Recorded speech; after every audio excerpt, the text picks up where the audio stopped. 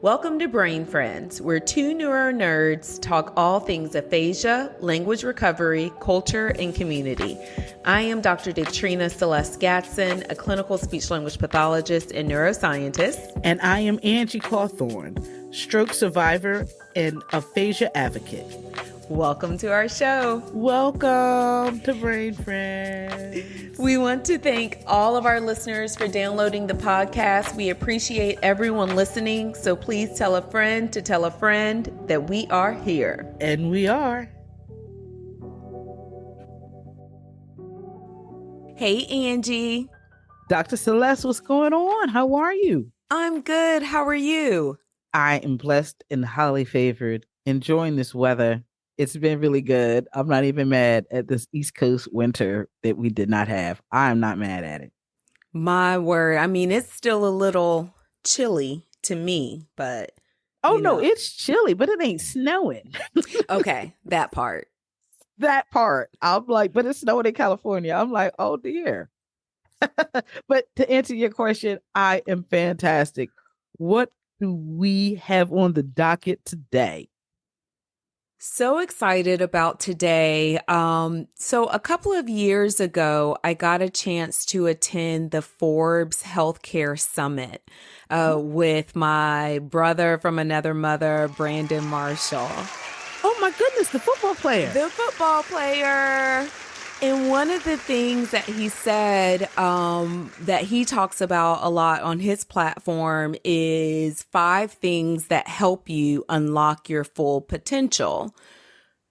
More so in the position when he's speaking to athletes, but I think these 5 things are applicable to aphasia and stroke recovery. Checking in with my sister, neuroscientist at Georgetown. We have 5 things for you. These are the 5 things you guys need to do to unlock your full potential. Number 1, you need to train every day. You gotta work on fitness. Number 2 is fuel. What are we putting in our bodies? What type of supplements? How are we approaching our meals? The third thing is mental fitness. Mental fitness is key. We have to be able to train our mind and our brain. The fourth thing is recovery. We got to be able to sometimes go on vacation. Sometimes we just need a massage. And the last thing is tribe. What team do you have around you helping you navigate through the ebbs and flows of life? Definitely. Peace. Exactly. All right. Well, we're going to go and talk about those, but we're going to do a quick icebreaker. Yes. We'll do a quick icebreaker. So the icebreaker that we have is, look, in the theme of athletes. Yes. Name a sport you tried and quickly realized it wasn't for you or that you were bad at it. I'm good at I feel like even the sports I didn't try, I'm good at. I ain't gonna hold. No, I'm not. I ain't gonna hold you. If it has a ball and it keeps score, I'm your girl. Put me on team. Put me in, coach. Yeah, maybe track. I'm not a long distance runner, but Okay. You want volleyball, you want softball, you want basketball. I played basketball with Dawn Staley all through my high school career, and she was just better. Wow. And I was a baller. I could, you know what I mean? I have a little bit of a rep, but nah, she was marketably better. So I wear those L's with pride now that she's winning in South Carolina. So shout out to Dobbin High School's Dawn Staley. Yes. So you guys went to high school together? No, I went to Germantown. She went to Dobbins. And okay. So I played against her, through my whole high school career. And she beat us every year. And to this day, and I have coached 18-year-old boys, and I've been on many a court. She has the fastest first step I have ever played against. And I said what I said. Wow. She was ridiculously better. So the fact that she's like an Olympic champion, I'm like, yeah, she beat me. It's fine. Like, yeah, I wear that L with pride. Wow, that's what's up. Well, definitely shout out to Dawn Staley and USC. And Yeah, she is doing it. So I'm wishing her all the best. But as for something for sport I ain't good at, I've never even played like tennis, but I'm like, give me a day. okay. What about you, cheerleader? What you got? Okay. So I realize that any sport with when the ball comes at you quickly, I'm Okay. not gonna do well with that. Okay. The way you So just did your hand, because unfortunately the people can't see you, but the way you just your whole body language was like, oh, that ball might hit me. I can't. yeah, I realized that. So one summer, my best friend got me to sign up for a softball team. Okay. And honey, I lasted. Oh, I see. mean, I showed up, but at some point I transitioned to being the spirit ambassador for the team because shout out to everybody that plays softball. But the way, honey, them balls be coming quick. Listen, they had me. I was the kid that the gym teacher would find. So she was like, I need a catcher. And you have the most athletic person on the field is the catcher. I was the catcher. Just about, if there's a ball involved and somebody's keeping score, put me in, coach. My favorite thing with softball is running from base to base, but I never really got on the base to be able to run to the other one. Oh, baby. But you could cheer like nobody's been. Hey, but I can sit here and think about good thoughts Look, and hope y'all win. I'm gonna keep our energy up now. I'm gonna keep the spirit now. Yes. Oh, man. Yes. So that's our icebreaker, and I know that if we ever did team sports to pick you. I got you. Brain friends will win the game. I'm a Yeah. gracious loser because everybody can't win. I am quite gracious, but listen, I will drag you along. Throw me the ball. I love it. Well, when we But think, go ahead. I'm sorry. I was going to say one of the things, with fitness, one of the things that your brother said in that clip that we played is, about fitness and walking and doing something. And that I find that to be so important in my recovery. I made it a point to stay as active, and I couldn't wait to get back to the gym and get back to my trainer. Shout out to Tenacity Fitness, my peeps.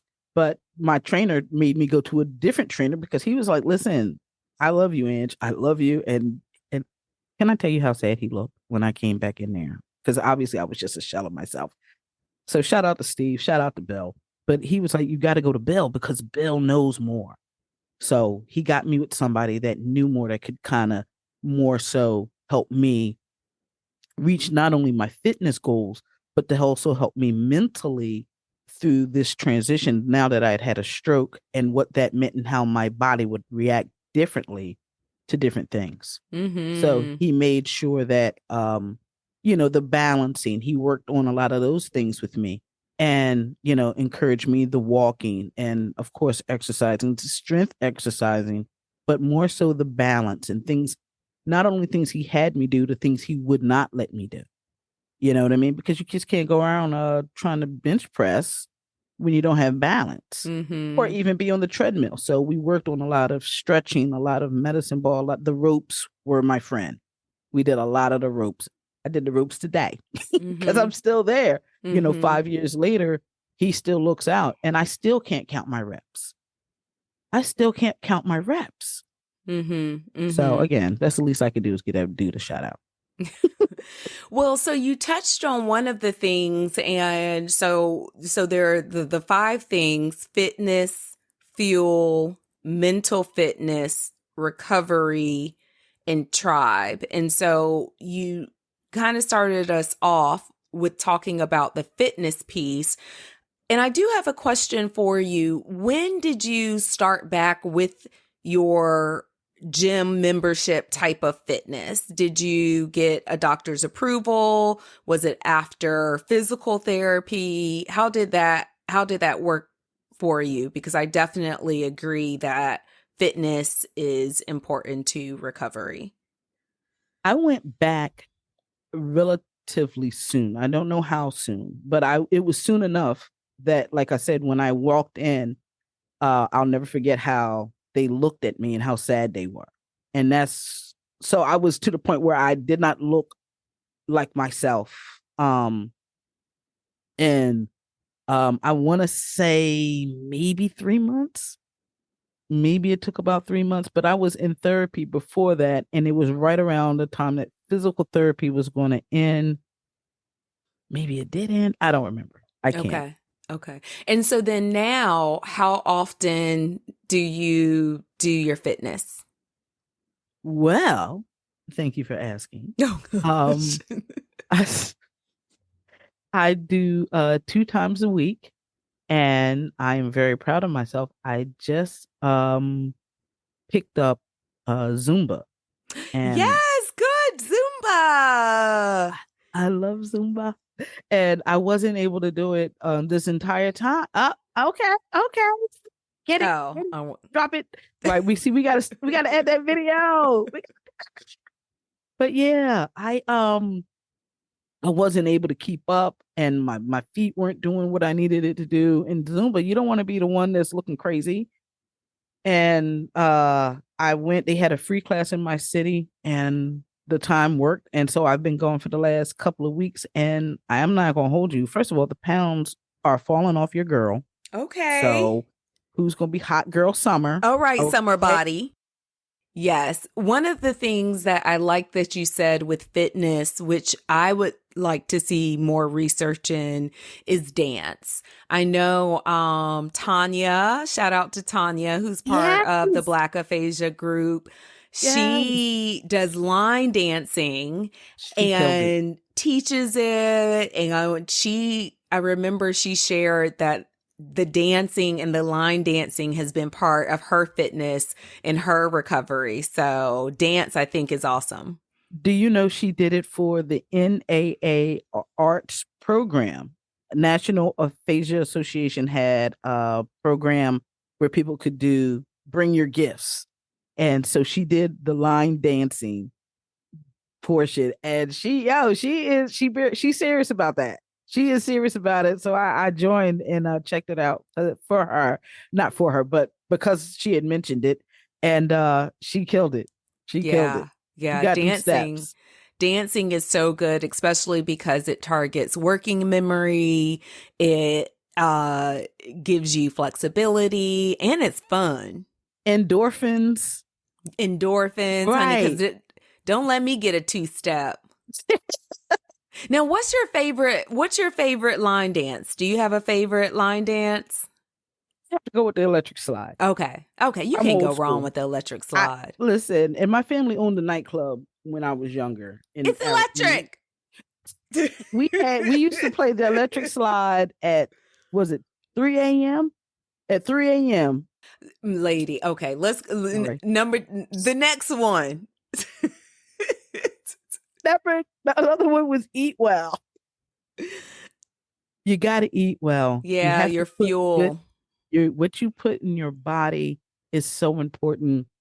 And we all know that carbohydrates, white bread, white rice, and carbohydrates, processed foods, super sweets aren't good for you. We know that. And we also know that they're unavoidable. But you have to do things in moderation. And you have to also realize that what you've been through, you're going to need you're going to have to take extra care to get to the next step. Mm-hmm. You have to take care of your body. Your body is your temple. You have to take care of it. Mm-hmm. And I think the other thing that's really important with fuel is understanding that food has its purpose. And the purpose of food is to give us that energy and make sure that we are consuming things that fill us up and not make us sluggish. So when I first started research, I looked at different diets that could contribute to brain health. And, we know that diets such as the Mediterranean diet has shown to be better for people with dementia because of the high fatty food. The high fish intake, I think. That's part of that diet, the greens. And so one of the things that I always say is look at foods that, decrease inflammation. Look at foods that, give you some vitamin C and iron and all of those things. Do you have any suggestions on that? Like what brings down inflammation? I do. So foods that help reduce inflammation are green leafy vegetables such as spinach, kale, collards, nuts like almonds, walnuts, fatty fish like salmon, tuna, fruits like strawberries, blueberries, cherries, oranges. Okay. These help fight inflammation. Oh, okay. And so that would be good. And that helps your brain health as well. Oh, yeah. Okay. Because, when you say inflammation, I'm assuming you mean from just the body as a whole. But it would also help with any inflammation. So we should definitely, within recovery, we need to be digging into that type of diet. At least making an effort to throw some strawberries in with the cereal. Come on, guys, make the effort. Exactly. And you can't be at McDonald's every morning. And who doesn't love a bacon, egg, and cheese? We all do. Hey, but even with that, even with McDonald's, I learned because low key one morning it was mad early and Chick-fil-A wasn't open, so with their hours. With McDonald's, I actually got the egg white McMuffin. And even something like that. Now, I don't do the sausage or the pork, but even, just the egg white McMuffin in itself. The McMuffin is a better type of bread. And then you have your egg white. And so I think that you can eat out, but just pay attention to the fuel, like what you're putting in your body. Oh, so good. Yeah. So good. I love that.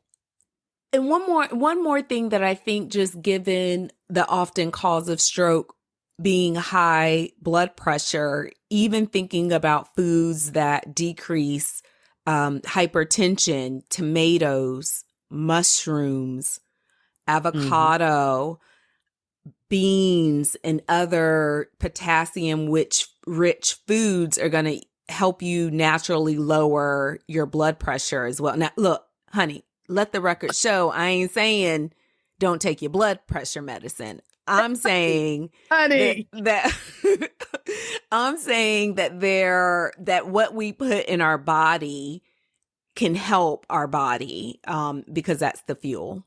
And do that with your blood pressure medicine, please. Yes. And thank you. What Dr. Seles is saying is take your medicine this evening. Don't just eat some strawberries. Look, okay. Talk about what she said. No. And even if after listening to this episode, hopefully we're inspiring you to look at your fuel choices. This is a great conversation to bring up with your physician and saying like, hey, can I eat this? Especially if you may have some other dietary restrictions, but, asking them what foods can you have to support as well. So bring that up to your physician. And I'm going to just tag on to that and say, ask your physician for a referral to a nutritionalist. There you go. Yeah. And ask them for maybe they do the thing where they give you the cool blood tests and tell you the things that you shouldn't eat for your body specifically. And I've been meaning to do that for myself. I've been a little neck. I haven't been taking care of it like I should. Mm-hmm. And but yeah, that's good stuff. The other thing too, if we think about mental fitness, so mental fitness is the other piece to unlock your full potential. And we've talked about this so much already, but practice, doing something every day to help improve yourself, and having a schedule, research. Staying positive. And with the mental fitness, I think, I'm a big proponent of the hand-to-eye coordination I got from playing Xbox. And that muscle memory kicked in. And even when I couldn't play, I could still play. And that helped me. It's not like anybody's saying any different, but I don't care what nobody say. I know that really did, that muscle memory kicked in, especially in my first days of recovery when I really couldn't do a whole lot. It helped me, probably with neuroplasticity and all of that stuff.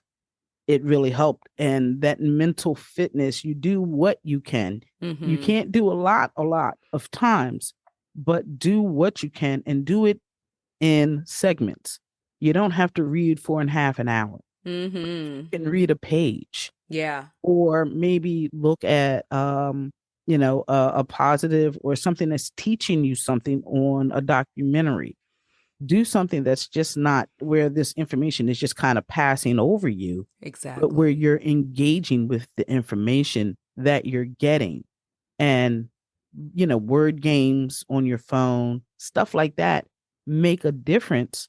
And how you perceive things. That being said, I still can't read that well. And math is redunculous. But luckily, nobody's asking me what 5 times 5 is. But the funny thing is, I don't know that 5 times 5 is 25. I remember it's 25. And that's so weird.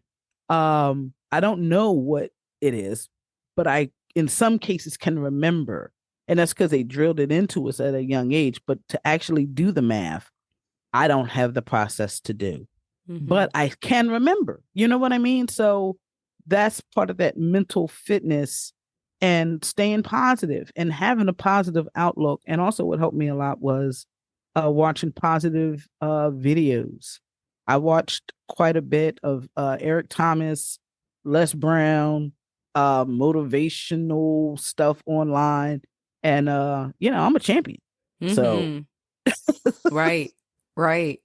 The one thing that you said that I feel like is really important, which is the value. And you talk about your challenge with reading and your challenge with math, but I also see you really acknowledging your current achievements and the things that you do really well. So just from a mental fitness piece, and hopefully I don't take us off too much, how do you reconcile that? Like, are you still actively desiring to be better with reading and math, or have you kind of got to a space to where you've accepted where you are and choose to practice and do more mental fitness activities with things that are your strength? Short answer, yes. Okay. I do. My flex is I'm really good. I practice what I'm really good at. And the things I'm not good at, unfortunately, were things that I was previously good at. I was a finance manager for the largest car dealership in the country. And now I can't do basic math. That's a drop off and something I will never seemingly get back at that level. But I don't need to be at that level if I'm not doing finance for the largest car dealership in the country. You know what I mean? So, but I just left it. The things I can't do, it's like the serenity prayer. The things I can't change, let me change the things that I can change, accept the things that I can't, and the wisdom to know the difference. I know Yeah. I just messed that up, but y'all know I got aphasia. Don't come for me in the comments, all right? But I think it is that's been my flex, is to kind of be good at what I'm good at and leave the rest. And even with the blockages that I have with the words I may want to say, there's a point where I'm like, all right, I won't say that word. I'll figure out another way to say it. Mhm. And I'm constantly fixing words that I want to say that I may not be able to say as good. I have to switch my rate of speech and what I'm saying to still convey the same thing. And so that's part of my mental workout, which is why a lot of times I'm exhausted by the end of the day, Mhm. because that's exhausting. Yeah, right. I think that leads us into the next, which is recovery.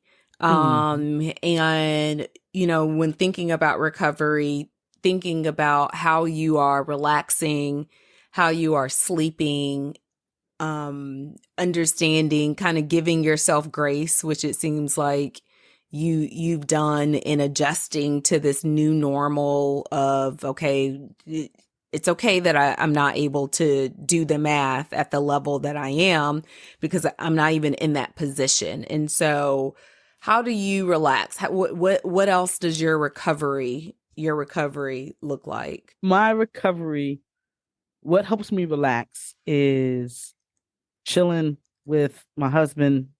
Um, again,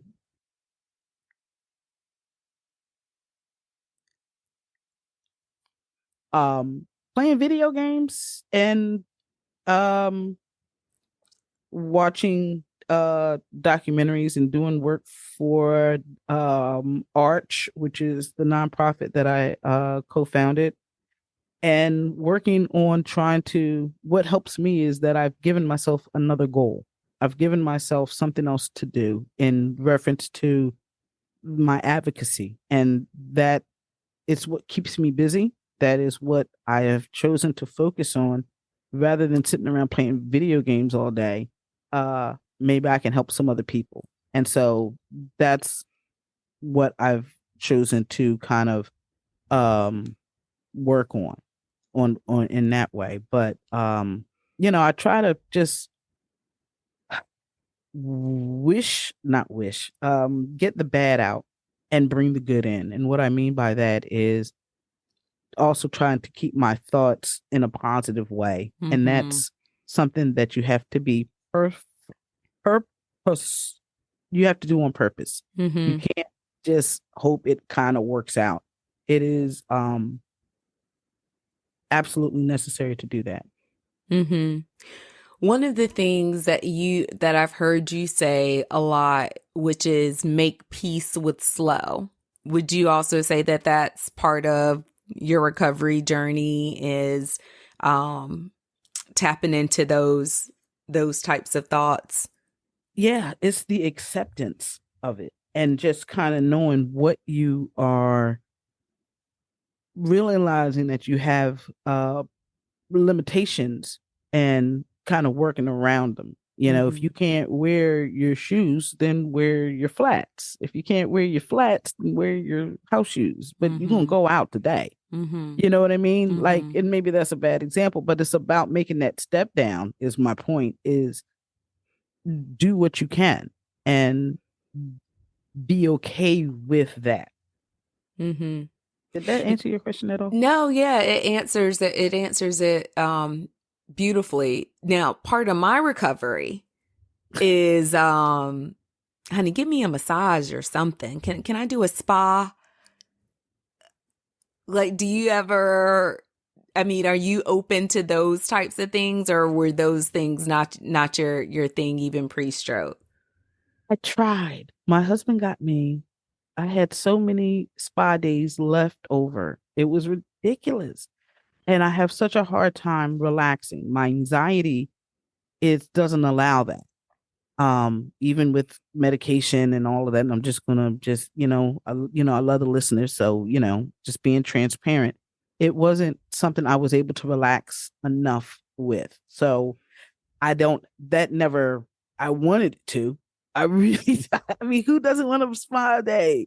But yeah, just the having the ability to relax is something that has been hijacked. Mm-hmm. Have you Just ever out tried now. meditation? Not like I should, or Okay. how I want to. I Okay. need to explore that. But Maybe we can do some mindfulness. oh, that would be awesome. So the last thing, because it's almost time, it's crazy. Our time always goes so quick, which is my favorite thing, is your tribe. Wait a minute, is your favorite thing that our time goes quick? That's what you just No, said. no, I no. heard what you said, Dr. Seles. No, my favorite final potential way to unlock your potential is your tribe, checking your tribe, your social circle. And I think that in this context, it looks like joining a support group or joining Arch or Right. the NAA has other activities to do, your social network. And so I think your tribe is really important. Support groups. And also, I think support groups don't get all the real play they should. I think finding people that are going through what you're going through, especially with aphasia, because it's not well known. Most of us didn't hear about it until the doctor told us why we couldn't talk. And even then we really, it's like, what? Okay. You don't realize how bad it is until later, but that was not the question. But I think, again, going into the support group of other survivors of aphasia, of stroke, because we have very specific things that tie us together. And it's just important to get that tribe and find your people. And as I say, my fellow Aphasians, those are my people. And once you find your people, it changes the way you perceive everything, because there'll be people in that room that are talk better. There's people that talk worse, and it just gives you perspective. And it just helps to know that you're not alone. And I would even say I've given this advice before to graduate students, especially if you're in communication sciences and disorders. Sometimes being the minority in these spaces can be very challenging. And so for me, when I was pursuing my PhD, my tribe I found outside of my department. And it was, Black and brown scholars in psychology, in math, in, all these other areas. And it was really beneficial, not only from the community perspective, but also from a learning perspective, because we would share ideas and I would, help them, they would help me. And so I even welcome sometimes that your tribe may not be in your immediate space. Exactly. So that's kind of how you met Dr. Lauren from our mental health episode 6. Yeah, that's exactly how we met. And, I really also credit my tribe in helping me not take no for an answer in the type of research that I wanted to do. And that was because a lot of the scholars in my tribe were doing research in areas that they really wanted to. And a lot of it was in Black and brown communities. And it made me self-reflect of, well, if you guys are able to do research in your area, like, why can't I do research in my area? And, even with them giving me verbiage. So yes, that's how I met Oh my goodness. Right. Dr. Lauren. Oh, that's so dope. Shout out to Dr. Lauren. Yes. Yo, and finding your tribe in college is so important. It is so key. But that shout out to the HBCUs. Shout out to St. Aug. Listen, I give like 8 shout outs. Oh yeah. We don't have to... so I only did like 7. So I'm gonna let y'all rock today with just 7 shout outs. Yes. Well, before we go, Angie, I don't know if your ears were burning because maybe. I just got finished recording Aphasia Access. Shout out to Aphasia Access, and they Ellen. Yes, with Ellen. And they really raved about Brain Friends. And so thank you to all of our new Brain Friend listeners that came on over from Aphasia Access. We are glad that you are here. Yes. And it's episode, I think, 102. If you guys want to take a listen to me talking about my research and, of course, name dropping Brain Friends. As you should. I was, I think episode 75 for them. And, yes. And it was, she said, Ellen is awesome. So shout out to her and Todd Van Dyke over at Aphasia Access. Yes. All righty. Well, it's always so good. Always a pleasure, Dr. Seles. And I feel like my potential is fully unlocked now. Shout out again to Big Brother Brandon Marshall doing his thing. We gotta have him on. We gotta have him on. Okay, yes, this is Brandon. We gotta get you on Brain Friends. Come on, be a brain friend, Brandon. All righty. Thanks so much. Bye. Peace, y'all.